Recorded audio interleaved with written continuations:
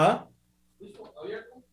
Bien, continuamos en Tendencias esta tarde aquí en Radio San Carlos. Estamos también a través de nuestra plataforma de Facebook Live, donde estamos transmitiendo nuestro programa del día de hoy con el propósito de compartir opiniones y algunas cosas importantes en relación a todo este proceso. Bueno, hoy hemos tenido algunos inconvenientes de tipo técnico para poder realizar nuestro trabajo, unos problemitas acá en el estudio fuera de nuestro control nos ha llevado a tener algunos inconvenientes, pero bueno, estamos tratando de solucionarlo para poder dar ingreso a nuestro invitado de esta tarde, un invitado especial relacionado con el proceso interno del Partido Liberación Nacional y que queremos pues compartir con él también algunas impresiones sobre estos temas. De ahí entonces que vamos a esperar para ver si podemos resolver el asunto. Mientras tanto, recordar que en el caso del Cantón de San Carlos, el Partido Liberación Nacional, el próximo día, domingo 6 de junio, arrancará, al igual que todo el país, a partir de a las 8 de la mañana. Se abrirán las urnas y hasta las 6 de la tarde. En el caso de este Cantón de San Carlos, son 72 juntas electorales las que hay para presentar la votación y a partir de ahí trabajar con una serie de protocolos que se han establecido por parte del partido, que fueron avalados por el Ministerio de Salud y también que fueron refrendados por el Tribunal Supremo de Elecciones. Es una situación bastante compleja, según han dicho dirigentes del Partido Liberación Nacional, a las que se le presenta. Es un verdadero reto el que tienen, porque además de la situación que están presentándose en este momento con el tema de la restricción vehicular para ese día domingo, domingo 6 de junio, que hoy se ha hecho la ampliación por parte del gobierno de la República. Aparte de eso, también el protocolo establecido para el día de las elecciones, pues presenta algunos inconvenientes, principalmente a la hora de hacer traslados de personas en vehículos. Ya no se hace como se acostumbraba, que en un vehículo metían la capacidad establecida, y por lo menos en esta oportunidad, si se tratase de un automóvil, solo va el conductor, no puede llevar a nadie en el asiento de acompañante y solo puede llevar a una persona en el asiento de atrás, pero diagonal al conductor, es decir, no puede ir detrás del conductor, sino diagonal. Esto sí se trata de una persona que no esté en una burbuja familiar. Si son personas de un mismo núcleo familiar, de una burbuja, sí podrán viajar más personas dentro del vehículo. Esa situación, pues, de alguna manera afecta la facilidad y sobre todo también la rapidez con que se pudiera atender esta situación. De allí que la dirigencia, por lo menos del Partido Liberación Nacional, en el caso del Cantón de San Carlos, ha manifestado la necesidad de hacerle un llamado a sus partidarios para que estos a su vez puedan trabajar y hacerlos llegar al centro de votación por sus propios medios, ya sea en su propio vehículo o si viven cerca del centro de votación, pues que lo hagan caminando, eso sí, cumpliendo con todos los protocolos. Además, hay una serie de situaciones establecidas a la hora de ingresar al recinto, a la escuela, antes de llegar al lugar de votación. Debe cumplir con el lavado de manos, mantener el distanciamiento social y aparte de eso, portar la mascarilla. Sin mascarilla nadie podrá entrar a ninguna de las escuelas de acuerdo a lo establecido por el protocolo. Además, a la hora de hacer fila para ingresar al aula respectiva, si es que hay más personas, debe cumplirse con el tema en cuanto a la situación de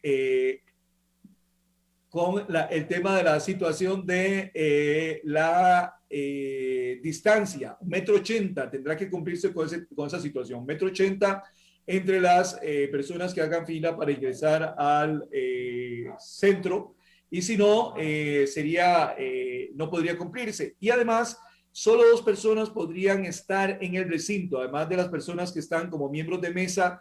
2 personas o 2 ciudadanos pueden emitir su voto a la vez de acuerdo a lo establecido.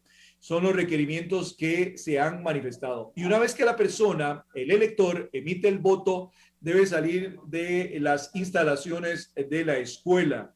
Por otra parte, esta vez no habrá guías en las afueras de la escuela y mucho menos gente ingresando al centro educativo. No se permitirán tampoco la instalación de toldos, no podrá haber música en las afueras de los centros educativos, son parte de los reglamentos que se han dado. Incluso hay todo un protocolo a la hora de la alimentación de las personas que estarán trabajando como miembros de mesa, lo cual no se puede realizar. Pero bueno, estas son parte de las situaciones. Si no tenemos, Mauricio, acceso vía Zoom, podríamos llamarlo vía telefónica, para ver si podemos acceder al contacto vía telefónica, tomando en cuenta de que no hemos podido solucionar el problema de acceso al tema de la plataforma digital.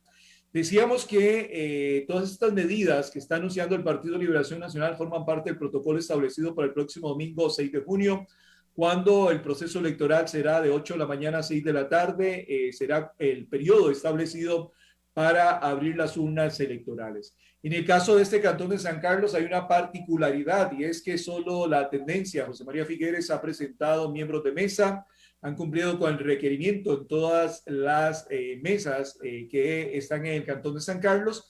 Y aparte de esa otra situación, hay que indicar que también, como si fuera poco, todo lo del protocolo, que ya dimos a conocer algunas de las condicionantes para poder emitir el voto, aparte de la situación del transporte para los electores hacia los centros con todas las limitaciones, se une ahora también la situación de el traslado por las carreteras, tomando en cuenta la restricción vehicular. Y aparte de esta situación, hay otra condición que ha puesto a correr a la dirigencia del Partido de Liberación Nacional. Y es el hecho de que en estos momentos el curso lectivo está suspendido, en las escuelas no hay personal, y esto provoca también realizar contactos logísticos y planificar debidamente para poder ingresar el día domingo 6 de junio a cada centro educativo, contar con el aval de directores y demás. Por lo menos lo que nos ha dicho la organización del Partido de Liberación Nacional y la tendencia José María Figueres en San Carlos es que ellos cuentan con el aval de los centros educativos, con mucha anticipación se habían remitido las notas y que cuentan con los permisos. Lo que se esperaría es que no haya mayores atrasos el día domingo 6 de junio y que esto pueda echar por la borda el proceso electoral y con ello pues atrasar esta situación que se ha dado en relación al Partido de Liberación Nacional para el próximo 6 de junio. Reiteramos, hay una serie de inconvenientes, una serie de situaciones especiales que se le han venido sumando al proceso interno del Partido de Liberación Nacional del próximo 6 de junio. Los argumentos que han manifestado los representantes del Partido de Liberación Nacional es que por 2 veces consecutivas ya se había pospuesto la fecha. Inicialmente iba a ser en diciembre, posteriormente se pasó para abril, luego se traslada al 6 de junio y recordar que se realizó una asamblea nacional porque hubo interés de alguna agentes, incluso de precandidatos del partido, a que se trasladara al mes de agosto. Al final de cuentas, la Asamblea Nacional del Partido de Liberación Nacional dispuso mantener la fecha del 6 de junio, tomando en cuenta de que el tiempo se acortaría para la campaña nacional, que recordar que en febrero, el 6 de febrero del próximo año será la elección nacional. Entonces, Liberación lo que quiere es armar sus cuadros, cumplir con los requerimientos, porque hay que recordar que es todo un procedimiento. El evento del próximo 6 de junio lo que corresponden son la elección del candidato del Partido de Liberación Nacional. De 5 precandidatos que hay, saldrá un candidato oficial del partido, pero además se hace la conformación de los consejos distritales que define los representantes a la Asamblea Cantonal del Partido de Liberación Nacional. En esa Asamblea Cantonal que se debe realizar, posteriormente saldrán los representantes a la Asamblea Provincial del partido y en esa Asamblea Provincial salen los representantes de la provincia de Alajuela, en este caso concreto, hacia la Asamblea Nacional del partido. En esa Asamblea Nacional del partido lo que se hace es ratificar al candidato electo precisamente este 6 de junio, pero también se hace la ratificación de los aspirantes a las diputaciones por parte del Partido de Liberación Nacional. Ese es como el proceso a seguir por parte del Partido de Liberación. Y en otra circunstancia también está el hecho de que el 6 de junio también hay una elección particular el elector tendrá acceso a tres papeletas. La papeleta del candidato presidencial, la papeleta de distrital, ¿verdad? De cada uno de los 13 distritos del Cantón de San Carlos. Se le entregará al elector. En este caso, si hablamos de Ciudad Quesada, se le entrega la papeleta de Ciudad Quesada. Y luego hay una papeleta por sectores, por movimientos. Está el movimiento cooperativo, el movimiento de mujeres, el movimiento de los trabajadores, el movimiento de lo que es el área de empresarios, está juventud, está profesionales y cooperativismo. Son estos los movimientos y sectores que también tendrán elección el próximo 6 de junio. El elector se le da la posibilidad de votar por uno de estos y tiene que indicarlo a la hora de llegar al recinto electoral y decir, por ejemplo, yo además de las dos papeletas que por regla tienen que entregarme, quiero por decir algo la del cooperativismo, o si es una dama, pide la papeleta de mujer, o si va a votar por trabajadores en fin. Solo tendrá la oportunidad de tres papeletas a la hora de llegar al recinto electoral para ir conformando las estructuras internas del Partido de Liberación Nacional. Todos estos sectores y movimientos tienen representación a nivel cantonal, a nivel de la provincia y luego a nivel nacional. Ellos tendrán representación en la Asamblea Nacional del Partido de Liberación Nacional con voz y voto y serán ellos también parte de esa Asamblea Nacional que ratificará a los candidatos, o en este caso al candidato presidencial, pero también ratificará a las candidaturas a diputados a nivel nacional. Es un manejo que se realiza en una Asamblea Nacional donde hay agrupaciones de algunos sectores de candidatos, en fin, por provincias o por otras partes, o bien por los mismos movimientos de los diferentes precandidatos que se alían para tratar de conformar un grupo fuerte que les permita elegir a sus representantes a la Diputación y también negociar esos votos con otros grupos que se van tejiendo dentro de la Asamblea Nacional. Esa es la situación que plantea el Partido de Liberación Nacional para el próximo 6 de junio, que es el primer proceso interno que se realizará bajo condiciones bastante diferentes, tomando en cuenta de que estamos hablando del tiempo de la pandemia. Esto ha obligado al Partido de Liberación Nacional a incurrir en una serie de gastos, sobre todo en logística, para preparar. Incluso se ha venido dando capacitaciones en el área del manejo del COVID-19, así como también de masificar la información en cuanto al protocolo establecido por el partido y que fue aprobado. Y en ese sentido ya estamos con esa situación. En síntesis, estamos en una situación bastante difícil para el Partido de Liberación Nacional. El próximo día 6 de junio, con una situación bastante complicada, pero bueno, habrá que lidiar con esa situación y ya decíamos que como si fuera muy complicada, hoy se da la restricción vehicular ampliada al 6 de junio y esto incrementa aún más esta situación y si unimos que muchos de los centros o escuelas están sin funcionamiento en este momento, le complica aún más a la dirigencia. Pero bueno, no démosle más preámbulo, hemos logrado superar los problemas técnicos y queremos aprovechar a nuestro invitado de hoy, don Claudio Alpizar, precandidato del Partido de Liberación Nacional, con quien hemos querido conversar sobre muchos temas. Don Claudio es de profesión politólogo, además tiene un doctorado en gobierno y políticas públicas. Don Claudio, 58 años de edad, casado con Rosibel Chacón, 2 hijos. Pero bueno, sin más preámbulo, don Claudio, un gusto saludarlo como siempre y disculpe las demoras. Bueno, usted sabe lo que es esto de los medios, así que entiende bastante y nos facilita la comprensión de esta situación. No, mucho gusto. Días, bienvenido. No, mucho gusto. Ahí me tenías calentando para la conversona, pero no, muchas gracias más bien por la invitación y a tus órdenes. Don Claudio, hablemos un poquito de las propuestas que usted tiene.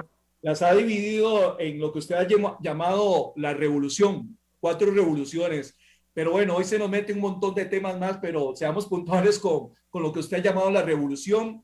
Hay una frase que a usted le encanta desde hace mucho tiempo: las luchas se dan de frente. Mira, Otto, nosotros en el Movimiento Esperanza Nacional, nosotros tenemos 25 meses de estar trabajando. O sea, a nosotros no se nos ocurrió meternos en esta campaña electoral antier, y no estábamos ahí en la Asamblea Legislativa calentando las sillas, sino que estábamos pensando por el país. Y entonces en ese pensamiento y desarrollando ideas, llegamos a la conclusión de que nosotros tenemos que pensar en un cambio de modelo de desarrollo, algo más profundo. No es una idea faraónica, loca ahí, o salir ofreciendo a lo loco empleos. Yo recuerdo una elección donde salió, creo que era Antonio Álvarez ofreciendo 100.000 o 200.000 empleos, y después Pisa 350.000, después salió otro y dijo que 500.000, y era una jugadera en relación a quién ofrecía más, y sin ningún sustento de la generación de esos empleos. Entonces, hemos partido de que es necesario hacer 4 revoluciones, que hemos llamado es una sola, pero 4 revoluciones de ideas y de actitud. Las revoluciones no solamente son por las armas, sino que también son de ideas. Entonces hemos partido en 4 vértices fundamentales.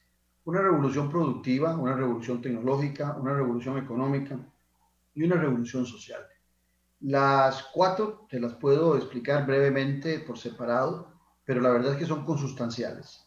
Pensamos en una revolución productiva, que es hacer de nuestro país el granero de América, recuperar la agricultura y hacer a Costa Rica un país exportador de todos los productos que se puedan producir en el país en grandes cantidades, y hacer una agricultura moderna, muy de la mano con la tecnología, una explosión de innovación científica en el área de la agricultura, y paralelamente en esa misma revolución, por supuesto, que darle un giro a la banca estatal, que vuelva a ser una banca de desarrollo, y también, por supuesto, que el agricultor costarricense en las diferentes áreas de la agricultura, desde pesca, desde la siembra en el mar, desde la siembra en la tierra y demás, ocupa también un acompañamiento para la comercialización del producto. En muchas ocasiones los intermediarios se aprovechan de esa falta de capacidad de comercialización. Y algo que los ancaleños saben de memoria, que dan cátedra a nivel internacional y nacional, utilizar una institución como el cooperativismo para lograr unir a muchos de los agricultores que trabajan en forma independiente. Después de la revolución tecnológica, algo que padecen mucho los sancaleños, para seguir hablando de San Carlos, y que lo parimos ahora como popularmente decimos antes del programa, que es la necesidad de una transformación 4.0. Nosotros ocupamos tener internet, una revolución industrial 4.0, y tener internet en todo el país. Y otro, lo más frustrante, es que tenemos varios cientos de millones de dólares en el Fonatel, en el Fondo Nacional de Telecomunicaciones. Tenemos toda la expertise del ICE en el desarrollo de la electricidad a nivel nacional y de la telefonía, y el brazo amigo que han significado muchas cooperativas para desarrollar eso. Lo que ha estado fallando son las municipalidades, casos que no tienen el reglamento para el desarrollo de la infraestructura, y principalmente el Ministerio de Ciencia y Tecnología, que no ha sabido desarrollar un plan para que nuestros 51.000 kilómetros tengan mejor interés. Es un país chiquitito, están los recursos, que es lo que da cólera. Hay recursos, hay capacidad, hay necesidad para la educación, para la economía, de esa revolución tecnológica, y ahí también, pues por supuesto que esos mismos recursos así fueron aprobados. El presidente Alvarado quería hacer un óleo para el bono proteger, y no se lo permitió la ley, porque esa plata fue definida únicamente para la inversión en tecnología, y ahí se puede utilizar también para la alfabetización, en vista de que hay muchos costarricenses que todavía tienen una brecha tecnológica muy grande. La otra es la revolución económica, que es volver a la economía de bienestar que nos caracterizó, esa visión economicista que han tenido muchos actores en nuestro país. Han dejado de lado el bienestar general de la sociedad, y tenemos un país que ha crecido en una desigualdad terrible, y, óigase bien, y ha aumentado el ingreso por persona per cápita. Hemos pasado de 1982, que teníamos $1.034, a $13.000 el año pasado, y éramos 2,5 millones, ahora somos 5 millones. Entonces usted dice, ¿cómo es posible que somos más y producimos más dinero? Bueno, hay una acumulación de la riqueza. Entonces también ahí se ocupa una revolución económica, y en esa revolución económica también hay que cambiar la forma de la hacienda pública, hay que digitalizar la hacienda pública. Nosotros no ocupamos más impuestos, lo que ocupamos es cobrar bien los impuestos y la tecnología nos lo podría permitir. Ya hay un préstamo de una suma considerable, 156 millones de dólares que fueron aprobados para que se haga la digitalización de la hacienda. Tenemos 6 años de gracia, deberíamos estar trabajando fuerte para apenas empecemos a pagar intereses y el principal, ya tener implementado esa hacienda digital que nos generaría solo en 10 años o nos estaría generando 5.800 millones de dólares. Pon atención, 3 veces el préstamo del Fondo Monetario Internacional en una recaudación de 5 años. Sería un crecimiento de 9.5 del Producto Interno Bruto si nosotros lográramos implementar eso para cobrar toda la evasión que hay. Y ahí no estamos contemplando la economía en los gastos administrativos que también podríamos tener, que serían millones también. Y esa revolución económica requiere también, por supuesto, la mano de la tecnología y la mano del emprendimiento, y vuelvo a hablar de nuevo a esa banca estatal que perdió su guía. Y la revolución social, que es la otra revolución, que ahí lo que estamos exigiendo, o lo que sí, como ciudadanos, ya no lo digo como precandidato, es mayor participación en la toma de decisiones. Y ustedes en el lado norte del país saben muy bien que en ocasiones el distanciamiento de los gobiernos en Zapote y aquí en Cuesta de Moras es abismal en las zonas rurales y en las costas y en las fronteras, y la necesidad de que se vuelvan los ojos hacia sus lados es repetitivo en todas las campañas electorales, pero nadie hace absolutamente nada para buscar cómo luchar contra esa desigualdad. Entonces, básicamente así, a grosso modo, esas son las 4 revoluciones que son la columna vertebral de ese modelo de desarrollo que pretendemos darle un giro. Esas son las dos Costa Ricas que hablamos, ¿verdad? La del Valle Central y la del resto del país, la periferia, con temas muy, muy diversos. Don Claudio, usted recientemente también participó con un grupo de empresarios turísticos nacionales, tomando en cuenta que tenemos una región que una de sus principales bases es el turismo, que hoy enfrenta una situación pues bastante, bastante deprimente y que la verdad no se observa en el panorama qué hacer con este sector. Es un tema bien complicado. Es un tema bien complicado porque desglosémoslo un poquito. Nos habíamos acostumbrado mucho a hacer una inversión en la gente que está en turismo para el turismo extranjero. Inclusive los costos eran muy altos para el turismo nacional. La visión que tenían en muchos lugares del país era aprovechar ese turismo extranjero, que en el 2019 rompió el récord, 3.150.000 visitantes, y me cuentan que en enero y febrero del año pasado empezó, que parecía que ese récord de 3.150.000 se iba a quedar atrás. Entonces muchos, me imagino, haciendo grandes inversiones para remodelar hoteles, para acondicionar mejor, tener mejores salones, mejores mobiliarios, otros tantos comprando más automóviles, cambiando la flotilla, y como dicen, se enjaranaron con mucha inversión, esperando que todo caminara a pie de boca, pero vino el COVID en marzo. No imaginábamos cuánto iba a durar eso, algunos esperaban que eso era de 2 o 3 meses. En honor a la verdad, las primeras decisiones que tomó el gobierno fueron bastante erradas, la gente las aplaudió dentro del miedo en que estábamos, pero eran decisiones bastante erradas. Desde el momento que nos decían que no usáramos las mascarillas, y los médicos costarricenses pedían las mascarillas a gritos, pero la OMC decía que no, y en lugar de hacerle caso a nuestros médicos, que es una de las mejores medicinas del continente, cuidado si no la mejor, ahí hay turismo médico, por cierto, está la calidad en la medicina nuestra, que hay mucho turismo médico, y entonces empeoró. Entonces, Otto, el gran problema es que no va a depender solo de Costa Rica la recuperación del turismo extranjero, puesto que a nivel internacional se habla de que la disminución ha sido tan dura a nivel internacional del turismo que se cree que los niveles del 2019 empezarán a recuperarse en el 2024. Estamos hablando de 2 años y medio, 3 años. Entonces tenemos que volver los ojos hacia el turismo nacional. Pero el turismo nacional es de fines de semana, o el turismo nacional es de feriados, y también está muy abatido, con desempleo, con miedo, no hay confianza para darse unas vacaciones por el temor de saber si después ese dinero va a hacer falta. Entonces, aquí hay que buscar cómo darle confianza al turismo nacional para que por lo menos en esta economía de guerra visite muchas zonas del país, y aquí tendrán los que están en el campo del turismo de buscar mejores tarifas para que el turismo nacional pueda participar. Pero aquí viene el otro tema. Nosotros nunca nos imaginamos que esa industria número uno en el país pudiera vivir la crisis que está viviendo. Entonces no teníamos ningún plan de contingencia. Ni si pasa algo con el turismo, no va a pasar nunca nada, entonces nunca nos preocupamos. Hoy se requiere el plan de contingencia.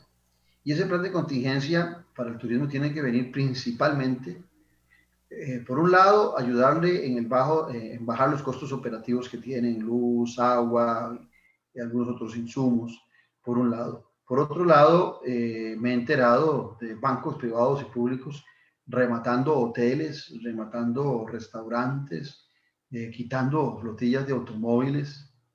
No les hacen un plan de pago a esos propietarios, pero sí al que compre el remate, sí se lo ponen más fácil. Entonces, como que hay un poco de inconsistencias en esa ayuda para el turismo nacional, que fue tan representativo para nosotros como ingresos. Entonces, aquí creo que lo primero es eso, el plan de contingencias, es recuperar, es salvar, porque lo más peligroso es que si esa desbandada y esa desarticulación del turismo se da dentro de 2 años, o cuando se empiece a recuperar el turismo, es posible que mucho de lo que habíamos avanzado se perdió, muchos hoteles desaparezcan, se dedican a otra cosa, mucho personal podría migrar hacia otras latitudes a trabajar en turismo en otros países, y nosotros no estamos cuidando lo que fuera la gallinita de huevos de oro. Entonces, por ahí viene un poco el tema. Por supuesto que lo que te decía del turismo médico, que es tan importante, pero también de cuando empiezan a decir que en Costa Rica la pandemia está en rojo, que es muy delicado, y los franceses dicen no vayan a Costa Rica. Entonces también eso podría generar alguna duda de qué calidad es la medicina nuestra, podría pensar alguna, y primero que era muy buena medicina y resulta que la pandemia en lugar de mejorar, ahí más bien ha estado empeorando. Entonces hay elementos que le hacen a uno pensar que lo primero que hay que hacer es echarle una mano al turismo desde la banca estatal. Hace algunos meses o unos pocos años la gente deseaba desaparecer el Estado, que el Estado estorbaba, y hoy por hoy todo el mundo reclama ayuda del Estado. Eso también nos pone las barbas en remojo de ver la importancia que tiene para esta forma de salvamentos el Estado costarricense. Desgraciadamente, a diferencia de otras latitudes como Chile, que ha ayudado mucho a todos los campos porque tenían reservas económicas, desgraciadamente nosotros no teníamos reservas económicas. Entonces, tras de que no había plan de contingencia, los recursos para ayudar a las diferentes actividades económicas del país hay que pedirlos prestados. Entonces estamos en una situación bastante complicada. Y aparte de que el gobierno pues ha hablado de reactivación, pero es lo que menos se ha visto, no ha llegado.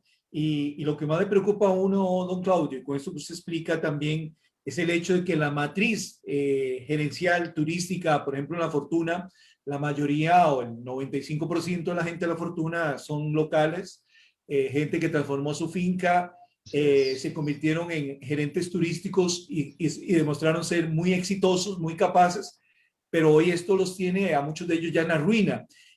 Quisiera, uno incluso sabe de que hay mucha gente que ha llegado con dinero a buscar opciones, a aprovecharse de las circunstancias, y qué duro, qué difícil esta situación.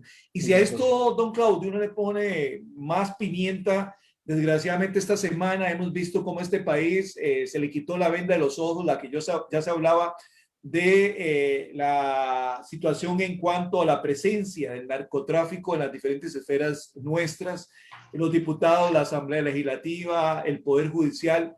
Y hoy la pregunta es, ¿hasta dónde ha llegado esas garras del narcotráfico a nuestro país? Y todavía esos tentáculos parecieran que apenas están empezando a aflorar. Mira, en el lado norte, si mal no recuerdo, son 6 cantones que tienen, 6 cantones de 4 provincias que tienen frontera con Nicaragua.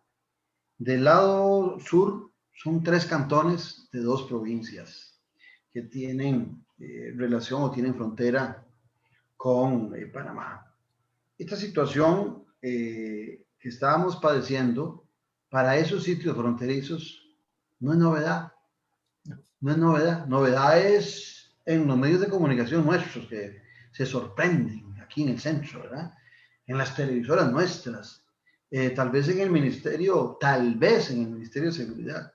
Pero ya sabemos los costarricenses que de alguna manera, uno que es creyente, hemos dejado la seguridad en manos de la Virgen de los Ángeles.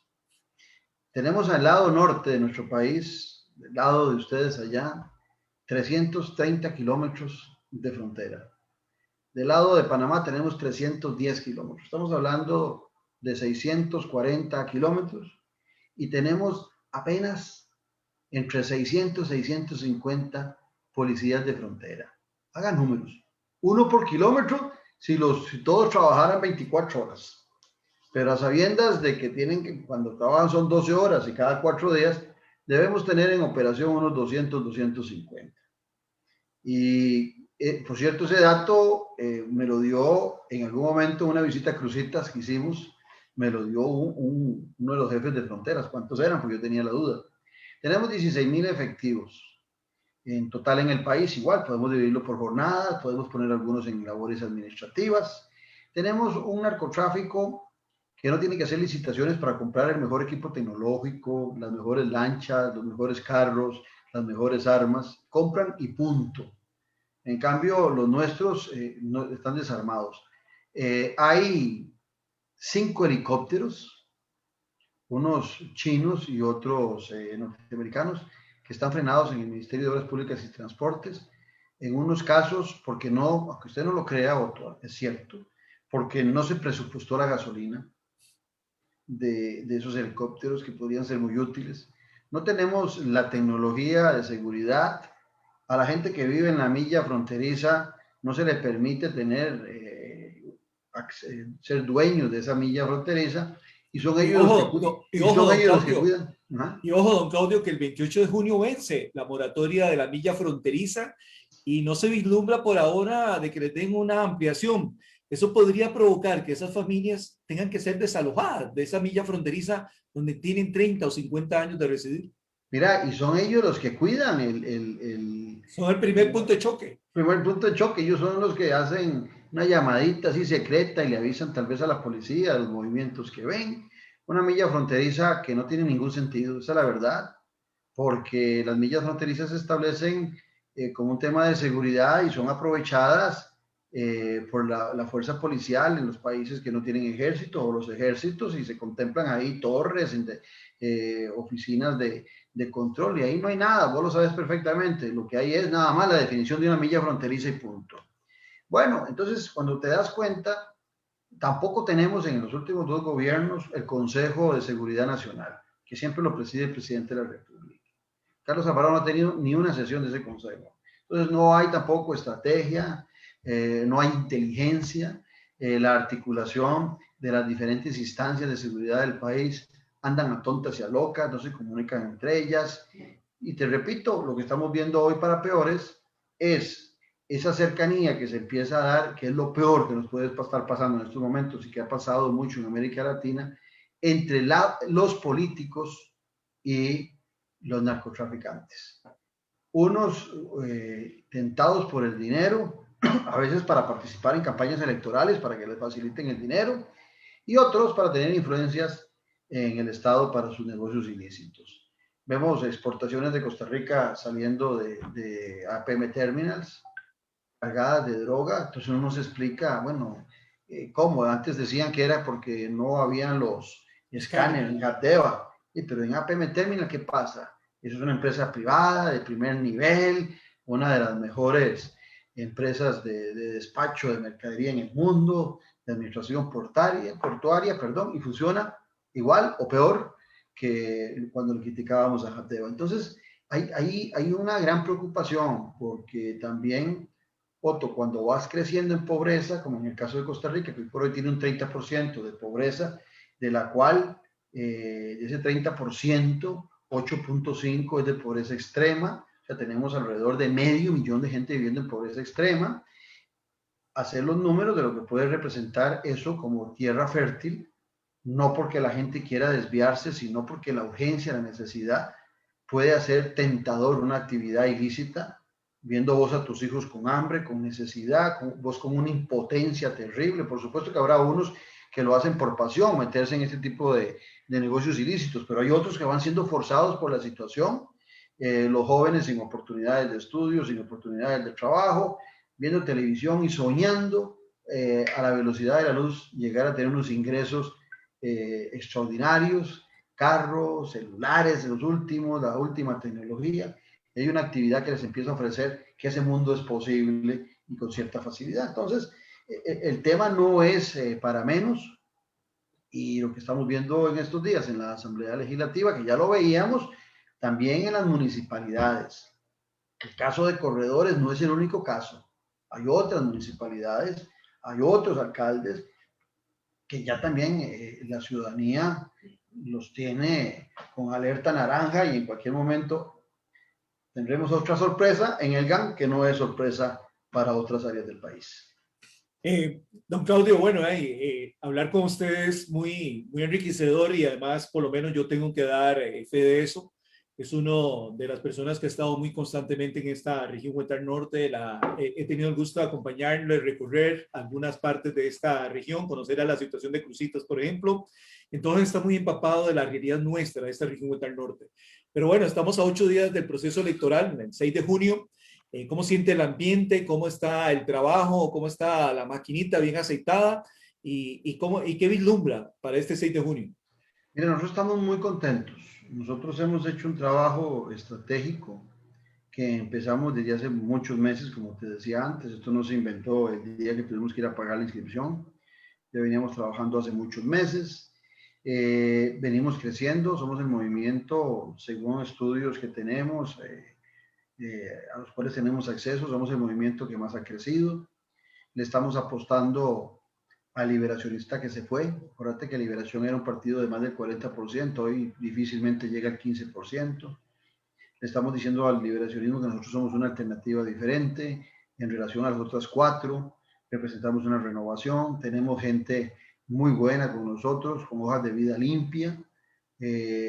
Aquí en el movimiento no hay nadie que tenga un rabo para majarle, gente con mucha experiencia en diferentes áreas, ya con planteamientos en nuestra página www.claudialpizar.com. Ahí está el plan de acción, que fue el mejor que se presentó de los 5 candidatos, porque tomamos ese tema en serio. Empezamos a pensar primero, antes de estar dándole al tema electoral, ya teníamos muchos meses de estar pensando en el cambio de ese modelo de desarrollo. Y yo estoy súper positivo, nada más espero que el ciudadano se anime a salir a votar.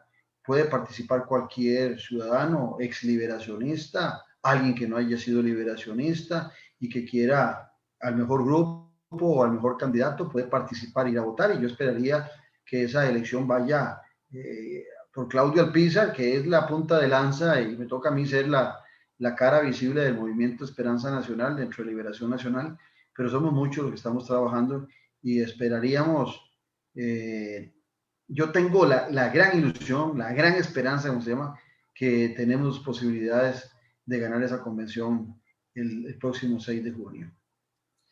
Claudio, ¿qué decir a los vecinos de esta zona norte? Que todos tenemos grandes problemas en todas las zonas del país.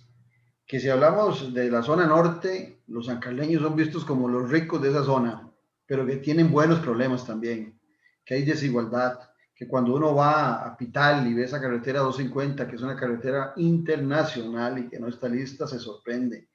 Cuando uno ve el robo descarado del oro y la pobreza que se ve de Copevega a Cruzitas y el desierto que representa y la inseguridad para muchos ciudadanos, uno se sorprende de cómo pareciera que a nadie le importa si esa parte es de Costa Rica o no lo es. Le da igual al Estado costarricense que se roben el oro. Los ambientalistas deben estar muy satisfechos de que no son costarricenses, sino que son coligalleros de otro país los que se llevan el oro, pero no se dan cuenta que también hay extranjeros y nacionales metidos en la comercialización del mismo. Cuando vas y hablas con muchos pequeños productores en San Carlos que se han metido en actividades pensando que son la panacea, como el caso de la piña, y tienen que competir con productores muy grandes, terminan perdiendo mucho dinero, que la comercialización de muchos es el gran problema que tienen, a veces ni siquiera es el acceso a los recursos en la banca estatal, el problema que es muy importante, pues sino la comercialización, que tenemos un Estado que debería tener una reestructuración total del Consejo Nacional de Producción, que debería ser una institución muy cercana al agricultor. Ve que ahora con todo y la pandemia en el 2019 en relación al, perdón, en el 2020 en relación al 2019, la agricultura creció un 2%, poquito, pero creció. La importancia que tiene la ganadería, de carne, de leche, en la producción de este país, todo ese tipo de cosas, lo que único que te demuestran cuando vos vas al norte del país, cuando vas a las fronteras, cuando vas a las costas, mira, Otto, en todo lado hay un potencial para que este país se disparara. Es que si uno fuese a Punta Arenas y dices que aquí no hay nada que hacer, esto nació muerto, por eso es que el Pacífico Central es la zona más pobre del país.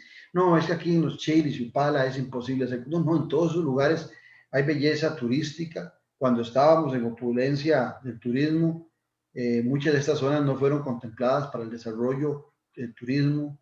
Eh, Pensamos en la meseta central, en desarrollar, ahí estaba don Carlos Alvarado y su esposa en un trencito para dar vueltas entre Cartago y Alajuela, y a veces en muchas zonas de San Carlos, que es el cantón más grande de este país, y si vas a los Chiles, a Opala, a Guatuso, a veces lo que reclama el ciudadano es una carreterita, un camino vecinal de doble vía de 5 kilómetros, que salen $1.000.000 hacerlo, y estamos invirtiendo 1.500 millones de dólares en un tren. No es que el tren no haga falta, pues sí, pero hay prioridades y todo se concentra en el centro de San José o en el centro de Alajuela o de Cartago o de Heredia, y esa desigualdad hay que romperla, y creo, yo estoy totalmente comprometido con esa idea, Otto, te lo digo a corazón abierto, no es un populismo, yo creo que es fundamental el desarrollo de las zonas rurales de este país.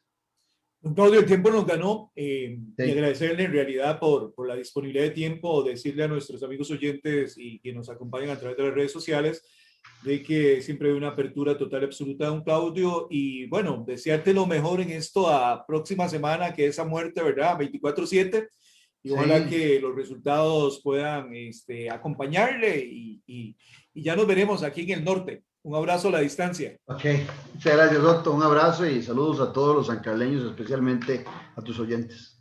Y muchas gracias a don Claudio Alpizar, precandidato del Partido de Liberación Nacional, con el cual hemos conversado esta tarde. Y bueno, nos ha enriquecido mucho sus propuestas en relación a todo lo que le está planteando en relación al Partido de Liberación Nacional de cara al proceso electoral del próximo domingo, 6 de junio. Decir que a lo largo de esta próxima semana en el noticiero La Voz del Pueblo estaremos teniendo la oportunidad de conversar con algunos otros actores, tanto locales como nacionales, en relación al proceso interno del Partido de Liberación Nacional, y conforme pase esta deliberación nos meteremos en el del Partido Unidad Social Cristiana. En fin, queremos pues llevar un poco al pulso de todo lo que es la actividad político-electoral en relación a la toma de decisiones, que es fundamental en el desarrollo del país y de la región Huetar Norte, así como también de hablar de proyectos, temas importantes de alta relevancia que tienen para un cantón y una región como la nuestra. Entonces, así que la invitación que esta semana estén atentos a nuestros programas de noticias de Radio San Carlos, y también en el espacio de tendencias de hoy en 8, pues estaremos a pocas horas de ese proceso electoral y estaremos hablando ya también muy puntualmente lo que va a ser ese día de elecciones dentro del Partido de Liberación Nacional. A ustedes nuestro agradecimiento sincero, las disculpas para los amigos del Facebook Live, pero bueno, es parte de, y es parte también de ese esfuerzo que hace una empresa como Radio San Carlos de poder abrir su horizonte y también de dar nuevos productos informativos para todos sus seguidores. Feliz tarde para todos y que tengan un feliz fin de semana.